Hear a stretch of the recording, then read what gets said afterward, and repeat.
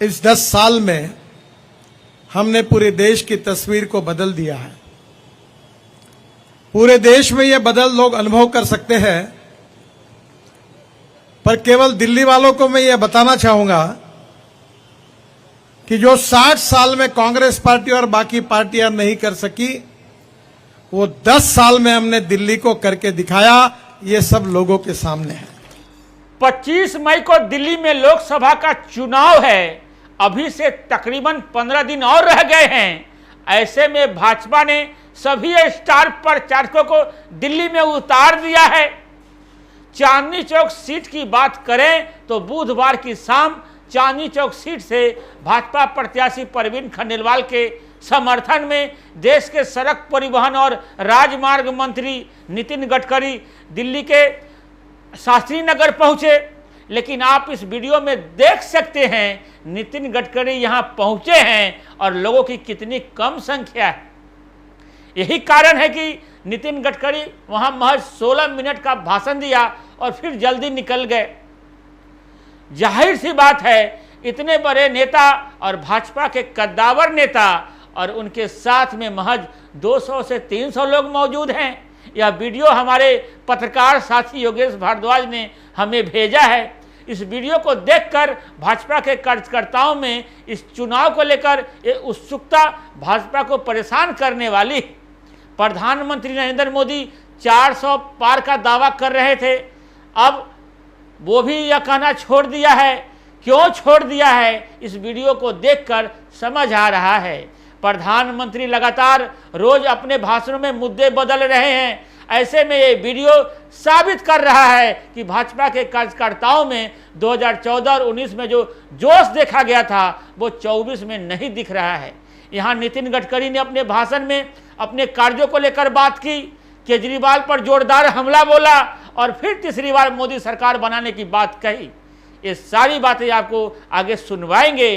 दूसरी ओर चांदनी चौक से इंडिया गठबंधन के प्रत्याशी जेपी अग्रवाल चांदनी चौक के व्यापारियों से मिल रहे थे और चुनाव जीतने के बाद ट्रेडर्स और व्यापारियों के उम्मीदों पर खरा उतरने का भरोसा दिलवा रहे थे।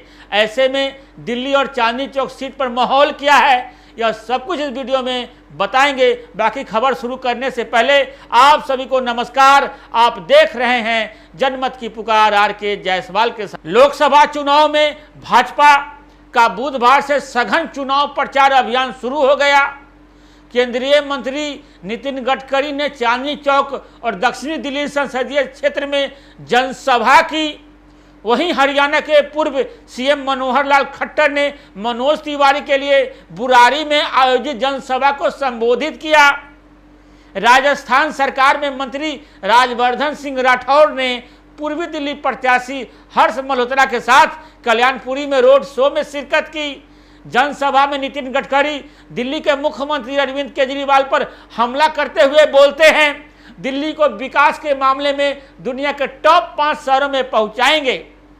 दिल्ली में आज भ्रष्टाचार के लिए बदनाम सरकार राज कर रही है। पिछले 1 दशक से दिल्ली के विकास कार्यों की उपेक्षा हुई है। इसके विपरीत केंद्र की हमारी सरकार ने दिल्ली के सड़क इंफ्रास्ट्रक्चर को बढ़ाया। पर्यावरण स्वच्छता के लिए दिल्ली को करीब 1800 इलेक्ट्रिक बसें दी हैं। रैपिड रेल और मेट्रो के विस्तार में योगदान दिया है। वहीं दक्षिणी दिल्ली के जैतपुर में भाजपा प्रत्याशी रामवीर सिंह बिधूड़ी के समर्थन में आयोजित जनसभा में उन्होंने केंद्र सरकार के जनहितकारी योजनाओं का उल्लेख किया। उत्तर पूर्वी क्षेत्र से प्रत्याशी मनोज तिवारी के समर्थन में मनोहर लाल ने बुरारी में जनसभा में कहते हैं, भाजपा देश में सृजनात्मक दूरगामी परिणाम देने वाली जनहित की योजनाओं को आधार लेकर वोट मांग रही है। इस तरह से भाजपा के स्टार प्रचारक दिल्ली में उतर चुके हैं और जगह जगह जनसभा को संबोधित कर रहे हैं। लेकिन चांदनी चौक सीट पर नितिन गडकरी के सामने इतनी कम संख्या परवीन खंडेलवाल के लिए शुभ नहीं है। उनके कार्यकर्ताओं में जोश की कमी है, उनके लोकल नेताओं में उत्सुकता की कमी है, या यूँ कहा जा सकता है भाजपा ने परवीन खंडेलवाल का नाम 2 महीने पहले ही डिक्लेयर कर दिया था। तब से लगातार क्षेत्र में घूमने के कारण परवीन खंडेलवाल के कार्यकर्ता अब थक गए हैं। जबकि जेपी अग्रवाल नाम हाल ही में प्रत्याशी बनाया गया। इस कारण जेपी अग्रवाल और उनके कार्यकर्ताओं में एक अलग उत्साह देखने को मिल रहा है। कांग्रेस प्रत्याशी जेपी अग्रवाल बुधवार को अपने समर्थकों के साथ कई जगहों पर पहुंचे, जिनमें ग्रेन मर्चेंट्स, केमिकल मर्चेंट्स और इलेक्ट्रिक ट्रेडर्स शामिल हैं। वहां उन्होंने मीटिंग की, उनकी समस्याएं सुनी, साथ ही साथ चुनाव में उनका समर्थन मांगा और आगामी 25 मई को होने वाले चुनाव में वोट देकर कांग्रेस का हाथ मजबूत करने की अपील की। जेपी अग्रवाल कहते हैं, चुनाव जीतने के बाद व्यापारियों और ट्रेडर्स की आवाज पूर्व की भांति संसद में बुलंद करते रहेंगे और उनकी समस्याओं का हल और मांगों को पूरा कराएंगे। कांग्रेस प्रत्याशी जेपी अग्रवाल पीएम नरेंद्र मोदी पर हमला करते हुए कहते हैं, पिछले 10 साल के शासन में मोदी सरकार ने व्यापारियों से चंदा लेने के अलावा कुछ नहीं किया। सरकार द्वारा उनकी घोर उपेक्षा की गई। व्यापारियों की समस्या और मुद्दों को हल करने की बजाय उन्हें ठंडे बस्ते में रखा।